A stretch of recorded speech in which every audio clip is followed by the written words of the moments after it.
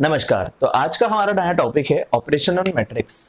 Operation on matrix का सबसे पहला पॉइंट जो है वो है addition of two matrix. Addition of matrix.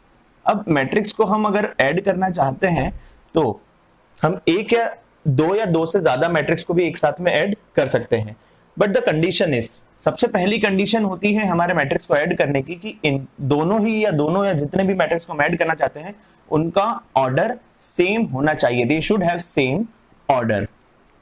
They should have same order. देखिए, जैसे अगर हमारे पास में है एक मैट्रिक्स A जिसकी वैल्यू है Aij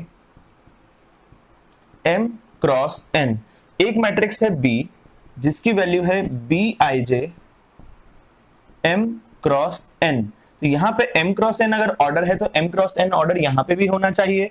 ये a हमें a के एलिमेंट्स के बारे में, ये b हमें b के एलिमेंट्स के बारे में बता रहा है, और ये i और j जो हमें i और j दिखाई दे रहे हैं यहाँ पे, वो i और j हमें डिनोट करते हैं कॉरस्पॉन्डिंग एलिमेंट्स की कॉरस्पॉन्डिंग पोजीशन। पोजीशन मतलब जैसे 1 क्रॉस 1, 2 क्रॉस 2, 1 क्रॉस 2, जो भी एलिमेंट जहां पे भी मौजूद है, ये i j एलिमेंट की पोजीशन हमें शो करते हैं। अब अगर हमें निकालनी है वैल्यू a प्लस बी की, तो a प्लस बी के लिए जो वैल्यू होगी वो होगी a i j plus b i j m cross n। ये हमारा रिजल्टेंट या हमारा आंसर होगा a प्लस बी का। यहां पे एक चीज और गौर करने वाली है कि a प्लस बी जब हम कर रहे हैं या a प्लस बी मैट्रिक्स जब हम ऐड कर रहे हैं तो जो रिजल्टेंट है उसका ऑर्डर भी वही होगा जो हमारे गिवन मैट्रिक्स का ऑर्डर होगा। अब अगर हम बात करें इन दोनों मैट्रिक्स के एक एग्जांपल की, तो हम एक एग्जांपल ले लेते हैं। लेट अस कंसीडर एक मैट्रिक्स है A 1 2 3 4 5 6, एक मैट्रिक्स है B जिसकी वैल्यू है 1 2 -1 2 +1 2।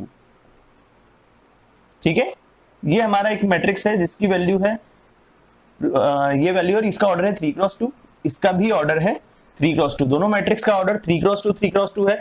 इसका मतलब अब हम इन्हें ऐड कर सकते हैं। अब अगर हम ऐड कर रहे हैं तो a प्लस बी की वैल्यू क्या होगी? देखिए, जैसा कि अभी मैंने आपको बताया, जब दो मैट्रिक्स को हम ऐड करते हैं तो उसमें एक कंडीशन ये रहती है कि उनका ऑर्डर सेम होना चाहिए।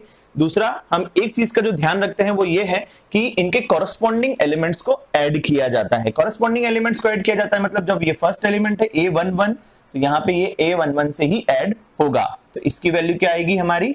1 + 1 that is 2, 2 + 2 that is 4, 3 - 1 that is 2 again, 4 + 2 that is 6, 5 + 1 6, and 6 + 2 8.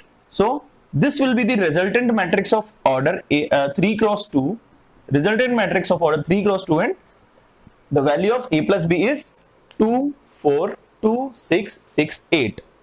अगर हम बात करें कि क्या दो बिना सेम ऑर्डर वाले मैट्रिक्स को ऐड किया जा सकता है, तो नहीं, this is not possible. Consider करते हैं हम एक मैट्रिक्स C जिसकी वैल्यू है 4 5 7 8। अब ये मैट्रिक्स हम देख सकते हैं ये ऑर्डर है 2 क्रॉस 2 का। तो अगर हम इन दोनों मैट्रिक्स को ऐड करना चाहे, अगर हम बोले आइदर A प्लस C, तो क्या A प्लस C पॉसिबल है? No, A plus C is not possible. Similarly अगर हम बात करें B प्लस C की, तो क्या B प्लस C पॉसिबल है? Yes, B plus C is also not possible. क्यों? Because they do not have same order. इनके एडिशन इसलिए पॉसिबल नहीं है क्योंकि उनका ऑर्डर सेम नहीं है।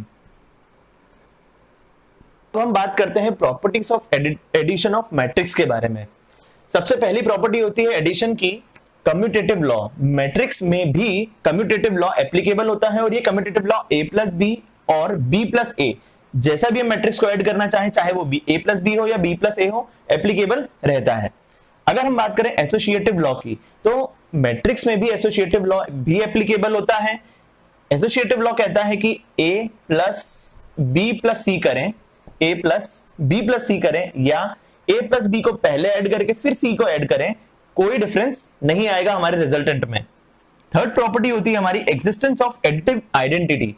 एग्जिस्टेंस ऑफ एडिटिव आइडेंटिटी, सबसे पहले हम समझते हैं एडिटिव आइडेंटिटी क्या होता है।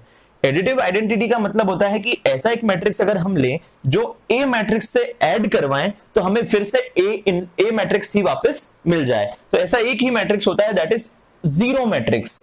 ओ, this is not O, actually this is zero matrix. ये जीरो मैट्रिक्स के साथ में अगर मैं ए मैट्रिक्स को ऐड करूंगा तो हमें फिर से क्या मिलेगा, ए मैट्रिक्स ही मिलेगा। फॉर एग्जांपल अगर हम ए मैट्रिक्स को कंसीडर करते हैं 1 2 3 4, एक जीरो मैट्रिक्स लेते हैं जिसकी वैल्यू हम कंसीडर करते हैं 0 0 0 0, तो ये हमारा जीरो मैट्रिक्स है, ये हमारा ए मैट्रिक्स है। अगर हम इन दोनों के रिजल्टेंट की बात करें तो हमें क्या मिलेगा, अल्टीमेटली ए ही वापस मिलेगा।